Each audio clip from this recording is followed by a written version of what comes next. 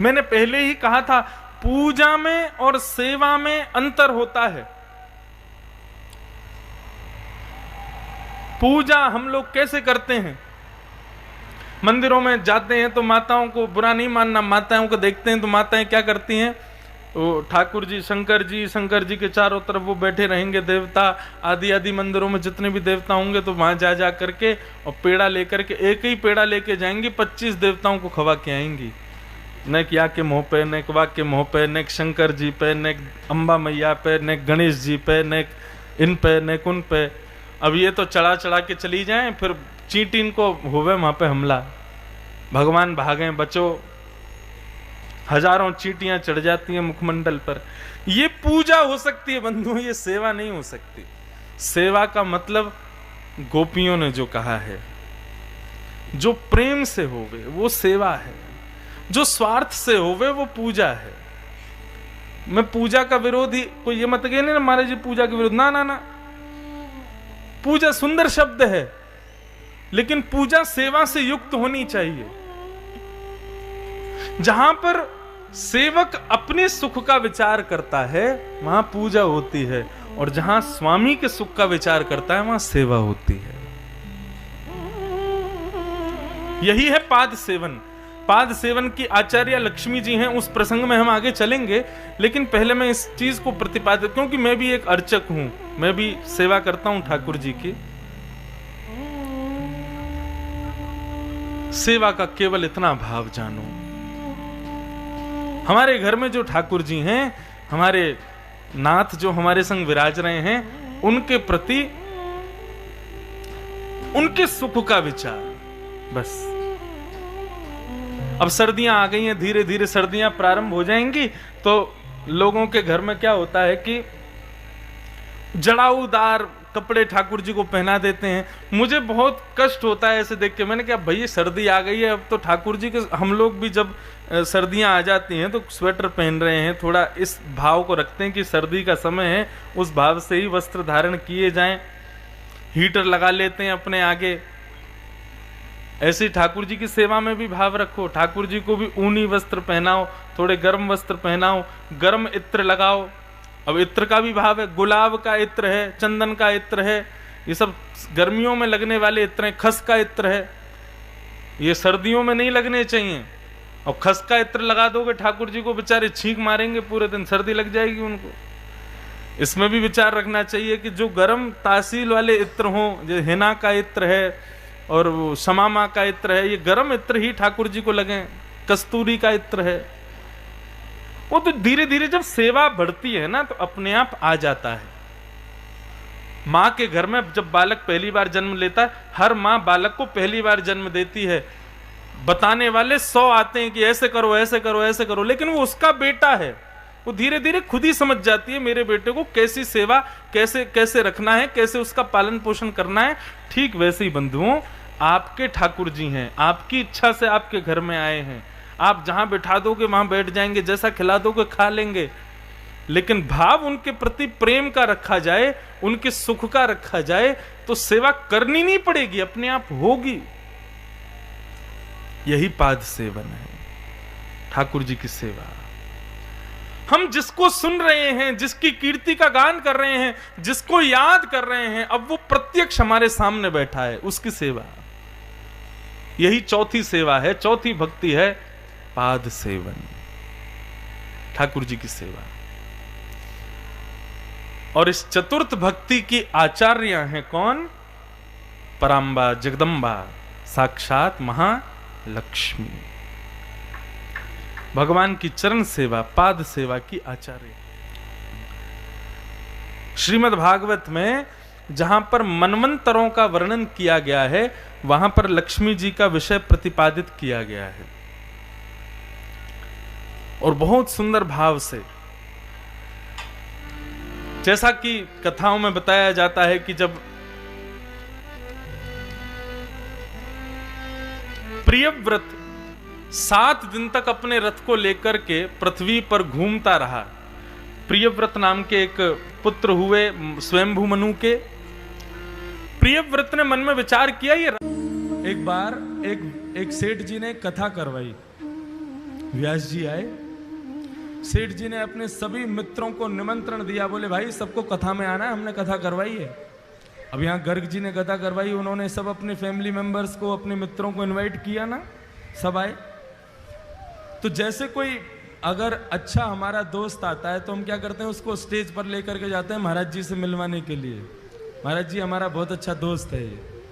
ऐसे ही वो सेठ जी ने कथा करवाई तो उनका एक दोस्त आया, अपने दोस्त को लेकर के ऊपर मंच पर गए और मंच पर जाकर के महाराज जी से मिलवाया। और वो दोस्त जो था वो कभी भजन वजन नहीं करता था, लेकिन अपने दोस्त के कहने पर वो आ गया था कथा में। आज जैसे ही मंच पर आया, ध्यान से सुनना सभी लोग, संत जो थे वो चेहरा देख करके ही समझ जाते थे कि आदमी भजन करता है कि नहीं करता। जैसे ही वो उनके पास आया तो जो वक्ता कथा कर रहे थे उन्होंने उससे कहा, वो सब तो ठीक है महाराज, आप थोड़ा भजन किया करो, आप भजन नहीं करते हो। वो आदमी कहने, अरे महाराज जहर खाने का समय नहीं है, आप कह रहे हो भजन किया करो। एक सेकंड का समय नहीं मिलता मुझे फैक्ट्री से, आज बड़ी मुश्किल से 5 मिनट निकाल के आया हूं आपकी कथा में आने के लिए, बहुत समझिए आप। संत बोले, अच्छा तुम यदि भजन करोगे ना तो तुम्हारी जो बिजनेस है ना वो 10 गुना ज्यादा तीव्र गति से कमाई करवाएगा तुम्हारा, देख लेना। अब जिसको अपनी बिजनेस की पड़ी रहती है और बढ़े, और उसको तो उपाय चाहिए कैसे भी बढ़े। अच्छा सच में? बोले हाँ, 5 मिनट बस भजन करना है तुम्हें, सब हो जाएगा काम। कहीं भी समय निकालो, 5 मिनट भजन करो। तो उसने कहा कभी भी कर सकते हैं? बोले हाँ कभी भी करो। और उस भले आदमी ने पता कौन सा समय चुना? सुबह सुबह बाथरूम में बैठ करके भगवान का भजन करता था। बाथरूम में बैठे बैठे सीताराम सीताराम सीताराम कहिए, जाहि विधि राखे राम ताहि विधि रहिए। सीताराम सीताराम सीताराम कहिए, जाहि विधि राखे राम ताहि विधि रहिए। ओ सीताराम सीताराम सीताराम कहिए, जाहि विधि राखे राम ताहि विधि रहिए। सीताराम सीताराम सीताराम कहिए, जाहि विधि राखे राम ताहि विधि रहिए। सीताराम सीताराम सीताराम कहिए, जाहि विधि राखे राम ताहि विधि रहिए। सीताराम सीताराम सीताराम कहिए, जाहि विधि राखे राम ताहि विधि रहिए। बाथरूम में बैठा बैठा वहीं गाता था। पेट भी साफ हो रहा है, मन भी साफ हो रहा है, दोनों एक साथ हो रहे। अब हनुमान जी का एक नियम है, जहां कहीं भी भगवान के भजन कीर्तन चलते हैं, प्रभु चरित्र सुनवे को रसिया, प्रभु चरित्र सुनवे को रसिया। ओ प्रभु चरित्र सुनवे को रसिया। ओ प्रभु चरित्र सुनवे को रसिया। और राम लखन सीता मन बसिया। राम लखन सीता मन बसिया। हनुमान जी प्रभु के चरित्र को सुनने के लिए बहाने ढूंढते रहते हैं। अरे कहीं कोई कीर्तन कर रहा हो, कहीं कोई कथा कर रहा हो, मुझे वहां भेज दो, मैं वहीं रहूंगा।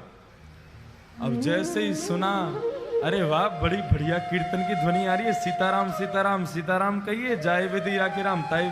हे रघुनंदन श्री राम, ये जहां कहीं भी कीर्तन चल रहा है, आप कृपा करके मुझे वहां प्रकट कर दीजिए। और भजन कहां चल रहा था? भजन बाथरूम में। हनुमान जी महाराज ने आंख बंद की और जैसे ही पहुंचे,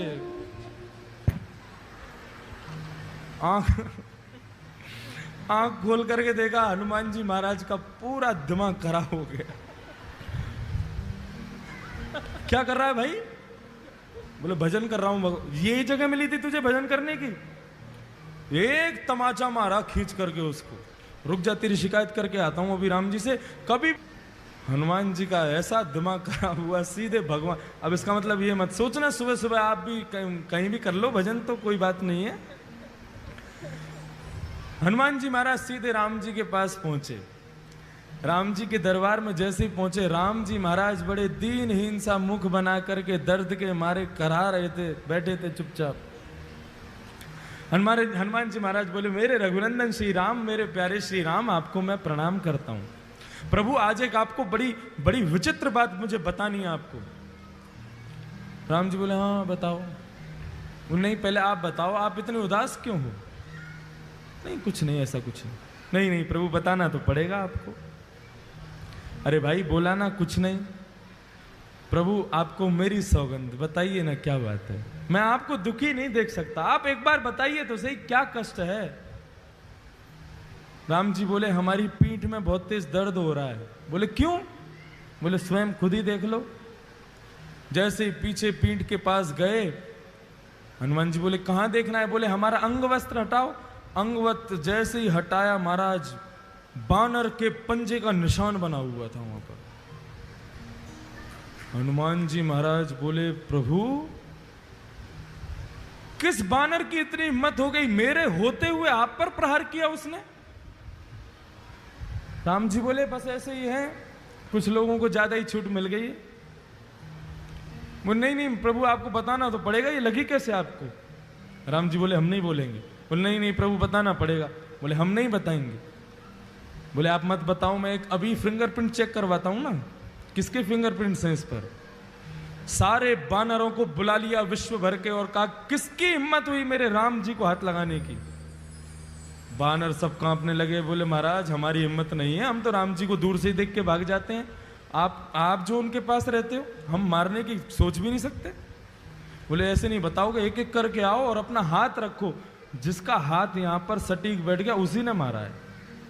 अब एक एक करके सारे बानर जा रहे हैं, राम जी के उस पंजे पर हाथ लगा रहे हैं। राम जी मन ही मन प्रसन्न हो रहे हैं, कर लो सब कुछ कर लो, जो करना है कर लो। एक एक करके सारे बानर चले गए महाराज, एक का भी हाथ नहीं बैठा। हनुमान जी चरण पकड़ के बैठ गए, प्रभु बताइए ना किसने मारा? इनमें से तो कोई भी नहीं था। अच्छा बता दूं? बोले हाँ बताओ। तुमने अपना हाथ लगा के देखा क्या? हनुमान, अच्छा मैं आपको लगता है मैं मारूंगा?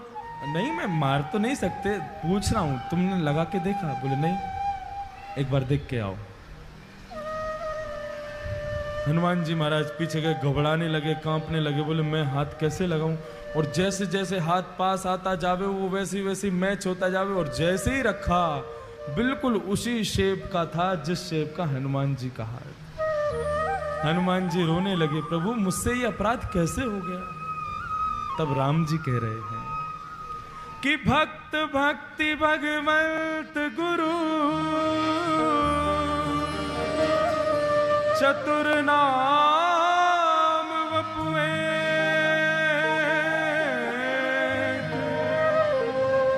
तिनके पग वंदन किए,